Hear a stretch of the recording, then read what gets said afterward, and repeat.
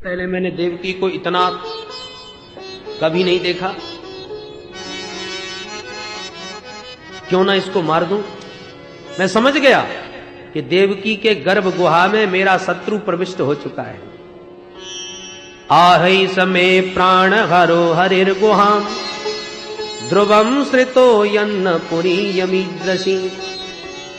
ये देवकी पहले मैंने इतनी सुंदरी और इतनी तेजस्विनी कभी नहीं देखी।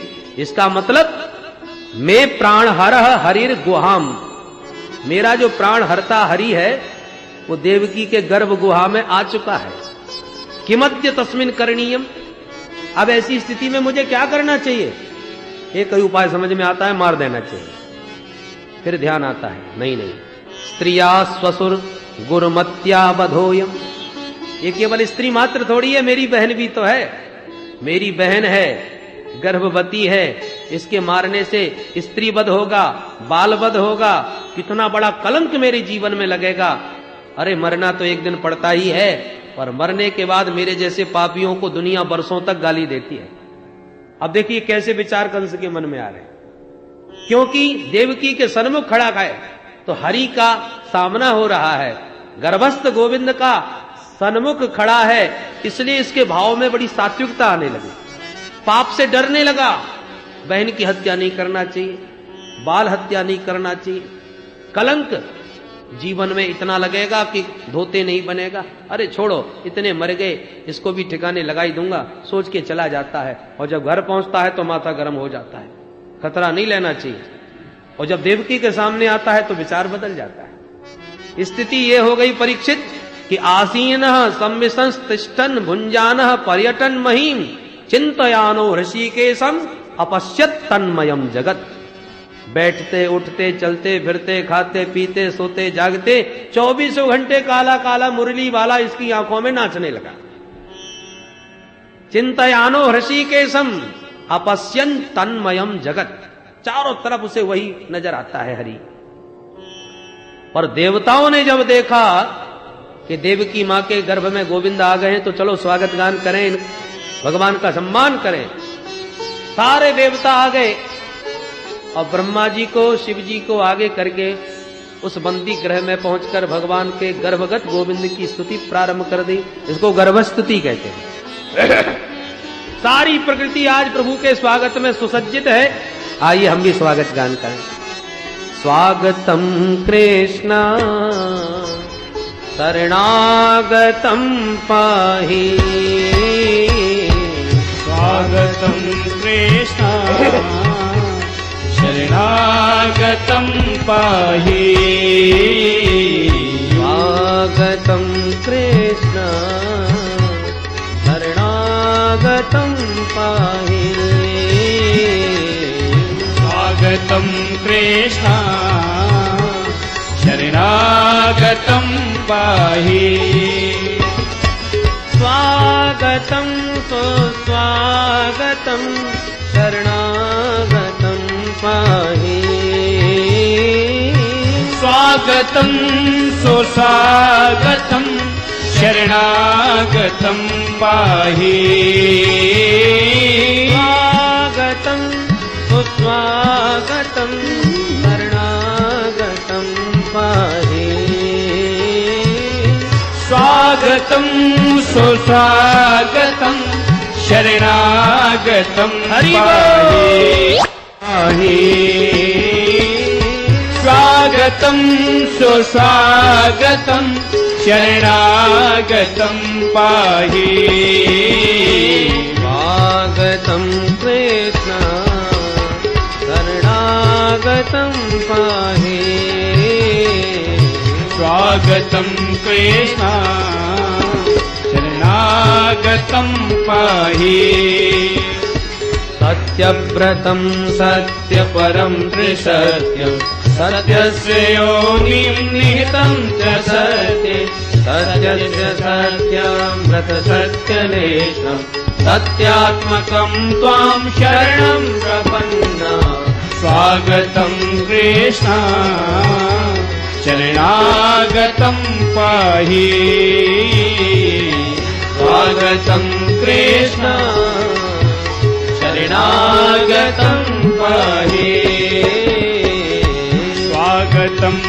कृष्ण शरणागतं पाहि शृण्वन् गणन् संस्मरयंश्च चिन्तयन् नामानि रूपाणि च मङ्गलानि ते क्रियासु यस्त्वच्चरणारविन्दयो गाविश्च चेता न भवाय कल्पते स्वागतं सुस्वागतं शरणागतं पाहि स्वागतं सुस्वागतं शरणागतं पाहि स्वागतं सुस्वागतं शरणागतं पाहि स्वागतं कृष्ण शरणागतं पाहि स्वागतं कृष्ण शरणागतं पाहि शरणागतं पाहि शरणागतं पाहि शरणागतं पाहि शरणागतं पाहि बोल भक्तवत्सल भगवान की जय। सब देवताओं ने मिलकर के गर्भगत हरि की स्तुति करी। गर्भ स्तुति के माध्यम से आप ही त्रिकाला बाधित सत्य हो, पूर्व में आज वर्तमान में और भविष्य में तीनों कालों में शाश्वत सत्ता प्रभु आपकी ही है। ऐसे हे सच्चिदानंद प्रभु, आपको हम बारंबार प्रणाम करते हैं। आपकी कृपामयी चरण कमलों की नौका का जो आश्रय ले लेते हैं, वो इस भवसागर को बछड़े के पैर के गड्ढे के समान बड़ी सहजता से पार कर जाते हैं। प्रभु त्वत्पाद पोतेन महत्कृतेन कुर्वन्ति गोवत्स पदम भवाब्धिम। हे प्रभु, हे अरविंदाक्ष, ये नेरविंदाक्ष विमुक्तिमाननस् त्वय्यस्तभावाद् विशुद्ध बुद्धयः। जो प्राणी अभी मुक्त तो हुए नहीं पर अपने को मुक्त मान बैठे, विमुक्त मानिनः माने मन के लड्डू खा रहे हैं, अभी मुक्ति की स्थिति नहीं पर अपने को मुक्त मान बैठे हैं और फिर अपने को ही ब्रह्म कह करके आपके चरण कमलों से अपने भावों को समाप्त कर देते हैं। त्वय्यस्त भावा अविशुद्ध बुद्धया, उनकी बुद्धि बिगड़ जाती है। परिणाम क्या होता है? आरूह्य कृच्छ्रेण परम पदम ततः पतन्त्यधोना द्रुतयोस्मदंघ्रयः। बड़ी कठिनाई से, बड़ी साधना करते करते साधना की बहुत ऊंचाइयों तक पहुंच तो जाते हैं, पर थोड़ी सी असावधानी से पतन्त्यधा धड़ामदी से नीचे गिरते हैं और बेचारे धूल चाट जाते हैं। पर दूसरी ओर तथा नते माधव तावका क्वचित, हे माधव तावका त्वदीया, जो आपको ही अपना जीवन धन सर्वस्व मान चुके हैं, ऐसे आपके चरणाश्रित जो भक्त हैं, वो बड़े बड़े विघ्नों के सिर पर पैर रखते हुए धारा प्रवाह गति से दौड़ते चले जाते हैं, क्योंकि त्वया अभिगुप्ता विचरंती निर्भया। त्वया अभिगुप्ता, आप उन्हें चारों तरफ से गुप्त रक्षणे इस प्रकार से संभाल करके ले जाते हो कि उनको कभी गिरने नहीं देते, फिसलने नहीं देते।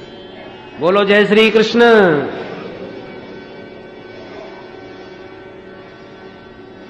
कुछ लोग गोवर्धन की परिक्रमा लगाने आए ब्रज में, 7 कोस की परिक्रमा लगाई सुबह से शाम तक।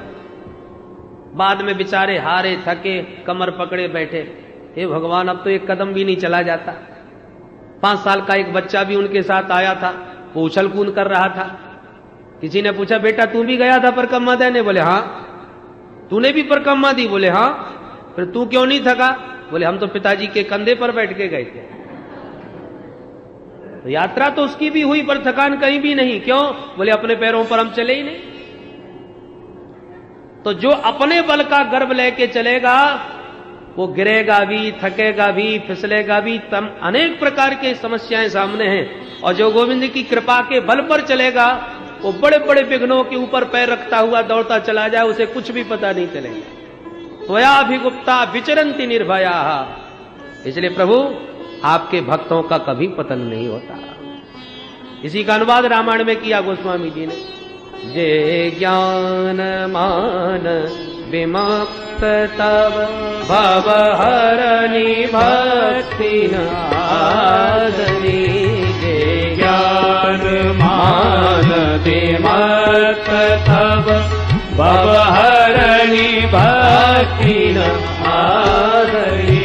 हे पाय सुर दुर्लभ पदादपि परत हम देखत हरि। हे पाय सुर दुर्लभ पदादपि परत हम देखत हरि। जे ज्ञान मान विमत्त, जो ज्ञान के अभिमान में उन्मत्त हो करके भव हरनि भक्ति न आदरी, भव का हरण करने वाली भक्ति का आदर करना छोड़ देते हैं। उन ज्ञानाभिमानियों का क्या होता है? ते पाय सुर दुर्लभ पदादपि, वो ब्रह्मादिक ब्रह्मलोक के पदों को प्राप्त करने के बाद भी परत हम देखत हरि, उनको गिरते होंगे फिसलते होंगे, हे हरि हमने देखा है। ये वेद भगवान प्रभु की स्तुति करते हुए उत्तरकांड में कहते हैं। इसलिए भगवान के चरण कमलों का आश्रय लो। कैसे ले? बोले शृण्वन गृणन संस्मरयंस चिंतयन। भगवान की लीलाओं को पहले खूब सुनो, और कोई सुनाने वाला ना मिले तो जो मिले उसको तुम ही सुनाना प्रारंभ कर दो। पर ना कोई सुनने वाला मिले ना सुनाने वाला, तब क्या करे? बोले संस्मरयंस चिंतयन, भगवान की लीलाओं का स्मरण करो, चिंतन करो। स्मरण और चिंतन में क्या भेद है? अप्रयत्नश्चित्त व्यापार स्मरणम और सप्रयत्नश्चित्त व्यापारो चिंतनम। जिसको याद करने के लिए चित्त पर जोर लगाना पड़े उसका नाम चिंतन, और जो बिना चित्त पर जोर दिए ही याद आ जाए उसका नाम स्मरण। तो भगवान की लीलाओं का स्मरण करो, कदाचित विस्मरण हो रहा हो तो चिंतन करो, चित्त पर जोर दे करके उसे याद करो। और इस प्रकार से जिसने अपने चित्त को गोविंद के चरण कमलों में चिपका लिया, वो फिर भवाटवी में कभी नहीं भटकता। आविष्ट चेता न भवाय कल्पते। बड़ी सुंदर स्तुति करने के बाद अंतिम श्लोक में देवताओं ने देवकी मां की भी स्तुति गाई। दिष्ट्याम्बते कुक्षिगतः परः पुमान्। हे मां, आप कितनी भाग्यशालिनी हैं कि जो अनंत कोटि ब्रह्मांडों का अधिनायक नारायण है, जो सबको पेट में धर के सो जाता है प्रलय के समय, वो परमात्मा तेरे पेट में समा गया, तेरे उदर में आ गया मां। इसलिए अब तुम्हें कंस से डरने की आवश्यकता नहीं। मां भूत भयम भोजपतेर मुमूर्षः। अब भोजपति कंस को तुम मरा हुआ ही समझो, निश्चिंत रहना। क्यों? समझा बुझा करके ब्रह्मा शिव को आगे करके सारे देवता अंतर्धान हो गए। अथ सर्वगुणोपेतः कालः परम शोभनः। अब भगवान के प्राकट्य का शुभ समय आ गया। काल के नाम से हृदय कांप जाता है, बहुत खतरनाक होता है, पर आज भगवान के जन्म के अवसर पर कालः परम शोभनः, काल भी परम सुंदर बन ठन के सज धज के आया है।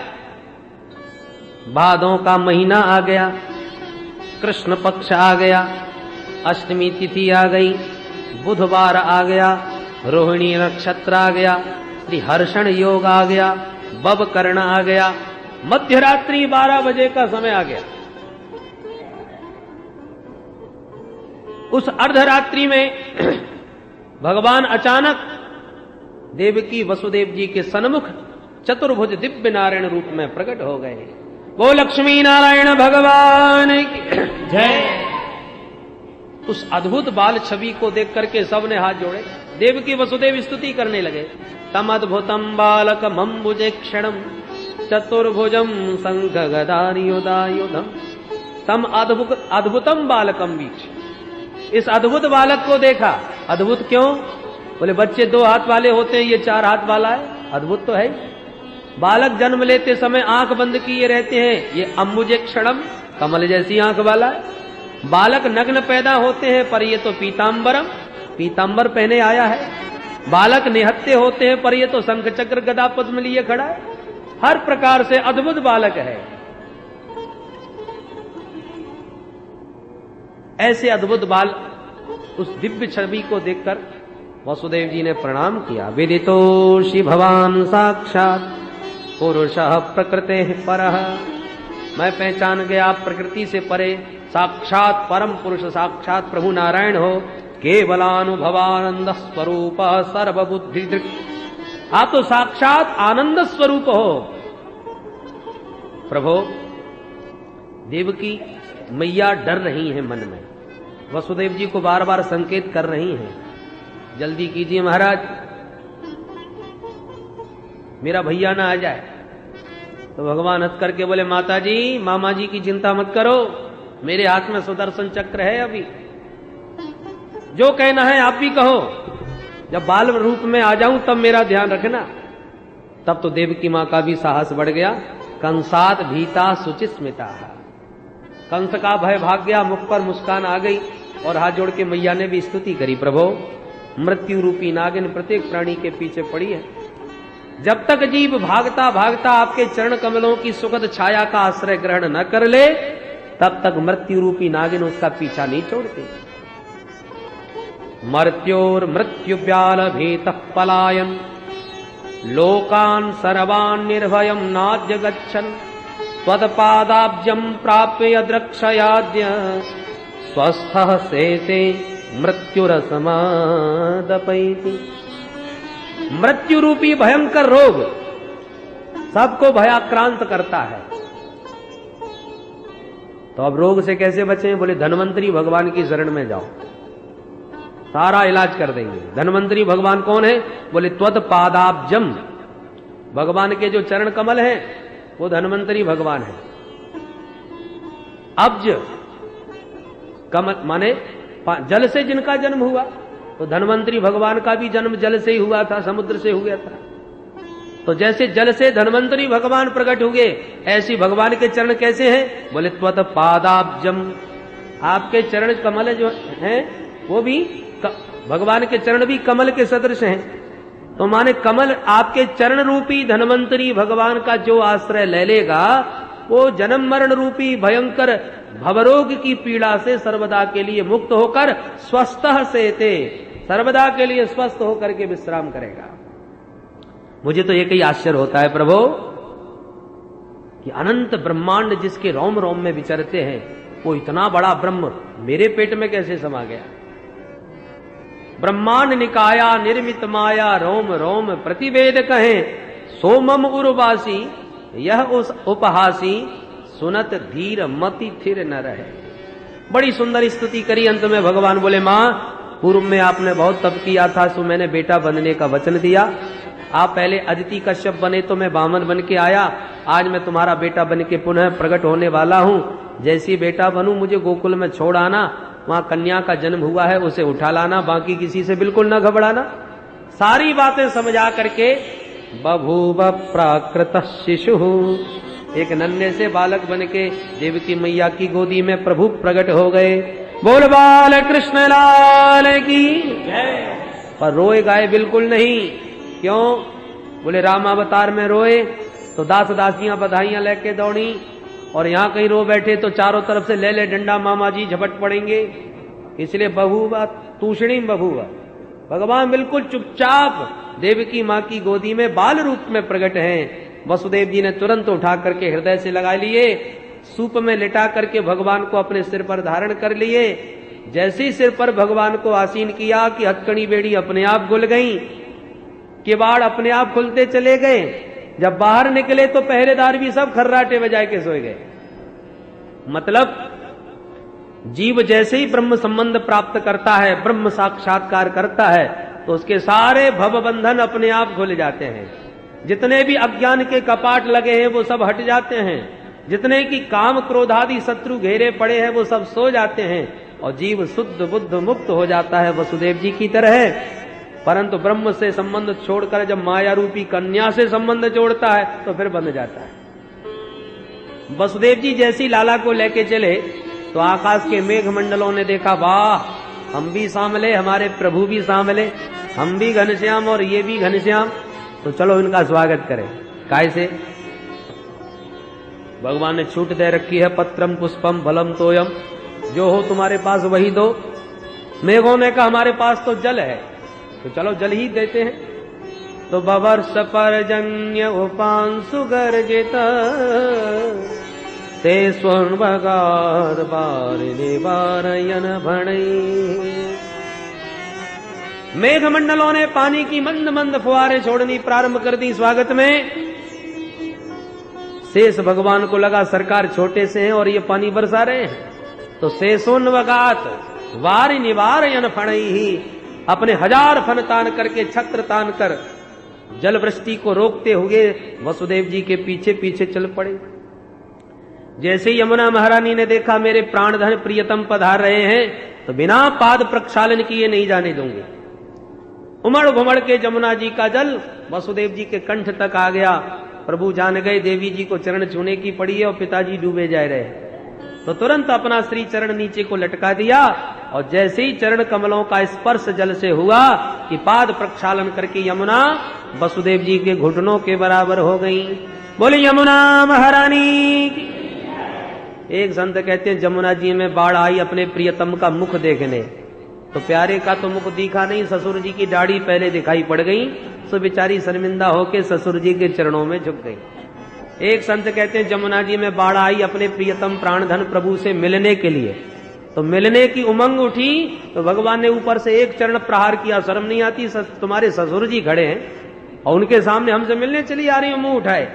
तो जमुना जी तुरंत ससुर जी के चरणों में नतमस्तिष्क हो गई। इस प्रकार से जमुना पार करके वसुदेव जी नंद भवन में पहुंच गए, जहां योग माया के प्रताप से सारे ब्रजवासी खर्राटे बजाए सोए रहे। धीरे से प्रसूति का भवन में जाकर लाला को सुला दिया, लाली को उठा लिया।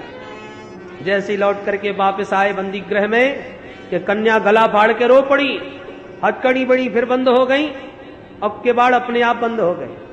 कन्या का रुदन सुन करके पहरेदार जग गए, कंस को सूचना दी, कंस दौड़ा दौड़ा आया, पर देवकी की गोदी में लाला की जगह लाली को पाया तो बड़ा घबराया। लगता है देवताओं की इसमें भी कोई गहरी चाल है, मैं छोड़ने वाला किसी को नहीं। कन्या का पैर पकड़ के घुमा रहा था कि कन्या हाथ छुड़ा के भाग गई, अष्टभुजी बन के प्रकट हो गई। किम मया हतया मंदः जातः खलु तवांत कृत। हे मूर्ख, तू मुझे क्या मारना चाहता है? तुझे मारने वाला तो पैदा हो गया। कंस कांप गया, बहन जी कहां पैदा हो गया, किस घर में? कन्या बोली पूरी जन्म पत्री नहीं बताने की। यत्र क्वबा पूर्व शत्रु मां हिंसी कृपणान वृथा। तेरा शत्रु तेरे ही आसपास है, अपने आप ढूंढ निकाल। यों कह करके देवी अंतर्धान हो गई और कंस बुरी तरह घबरा करके अपनी बहन देवकी के चरणों में ही गिर पड़ा। बहन जी जीवन में पहली बार पता चला कि आजकल देवता भी झूठ बोलना सीख गए। देवम अपि अनृतम भक्ति नमर्त्या एव केवलम। पहले आकाशवाणी हुई थी कि तेरा लाल मेरा काल होगा, अब ये देवी कह के गई है तेरा काल कहीं पैदा हो गया। इन दोनों में से कोई तो एक झूठा है कि नहीं? हे भगवान, मैंने देवताओं के वचनों पर भरोसा करके तेरे बच्चों को मार डाला, बहन मेरे अपराध को क्षमा करना। बार बार गिड़गिड़ा के क्षमा मांगी। बेचारी देवकी क्या कह पाती, क्षमा करके विदा किया। देवकी वसुदेव को भी कंस ने मुक्त कर दिया। तुरंत राक्षसों को बुला के कहा, सुनो, 1 महीने के जितने बच्चे पैदा हुए हैं सबको मार डालो। चारों तरफ से राक्षस फैल गए। और सुखदेव बाबा कहते हैं, परीक्षित, विप्रागावश्च वेदाश्च तपः सत्यम दमः शमः श्रद्धा दया तितिच्छा च कृतवश्च हरेस्तनु। ये हरि के ही अंग हैं, जो वेदों पर प्रहार करते हैं, गायों पर अत्याचार करते हैं, तपस्वियों को सताते हैं, सत्य का आचरण नहीं करते। जिनके हृदय में श्रद्धा और दया समाप्त हो गई, वो साक्षात नारायण के अपराधी हैं। वो अपनी मौत अपने हाथों ही पाप कर्मों से बोते हैं। अत्याचार कंस का बढ़ गया चारों तरफ, पर उधर नंद भवन में क्या हुआ, जरा 5 मिनट में नंद भवन की बात करते हुए वाणी को विराम देंगे। आप कृपया शांति से बैठे रहें, उत्सव में कोई भी खड़ा न हो। नंदस्त्वात्मज उत्पन्ने जाता ह्लादो महामनाः आहूय विप्रान वेद ज्ञान स्नातः सुचिरलंकृतः। नंद बाबा 90 साल के डोकरा है गए, पर छोरा छापरो कोई ना भयो। एक दिन संत ब्राह्मणन की मंडली आई, नंद बाबा ने चकाचक खीर मालपुआ की पंगत करवाई।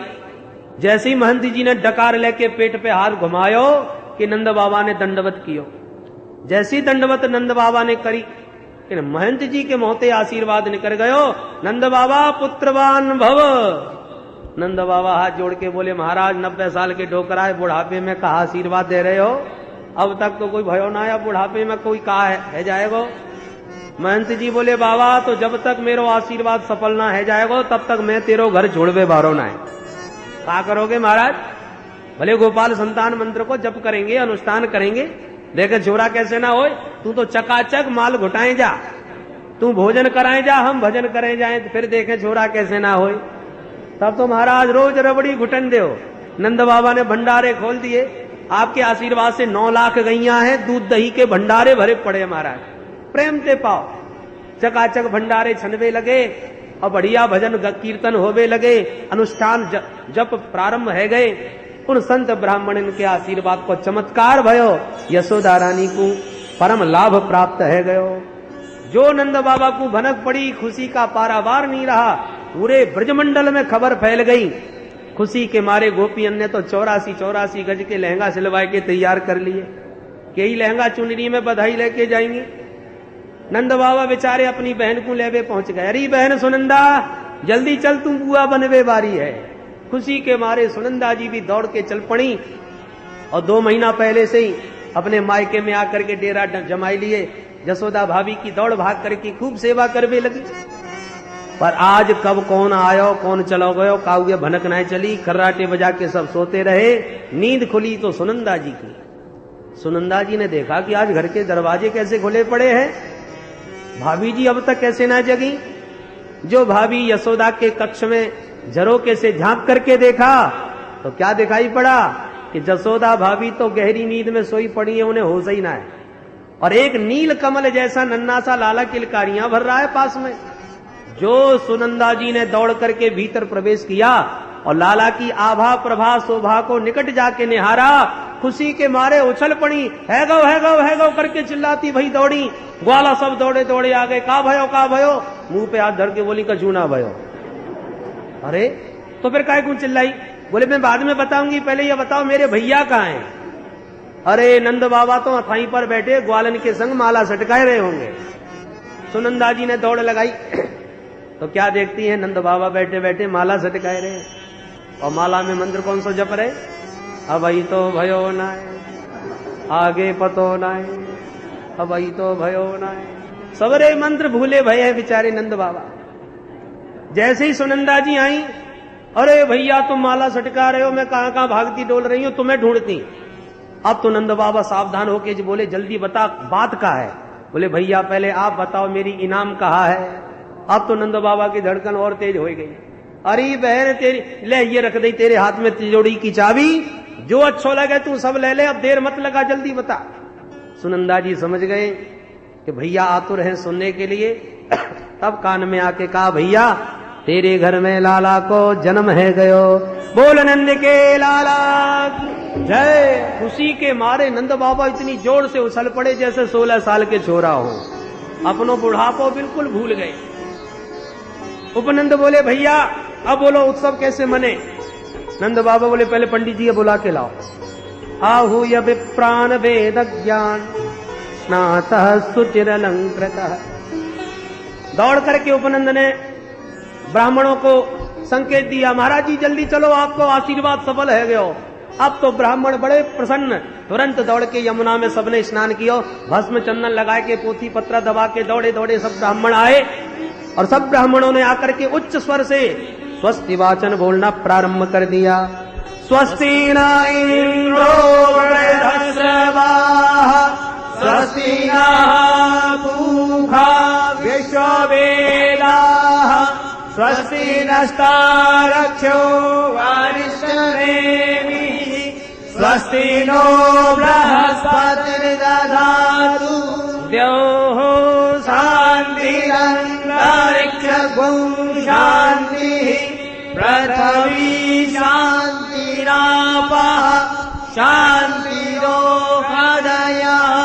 शान्तिः वनस्पतिः वनस्पतया शान्तिर्विश्वे देवाः शान्ति ब्रह्म शान्तिः सर्वगं शान्तिः शान्तिरेव शान्तिः सामा शान्तिरेधि।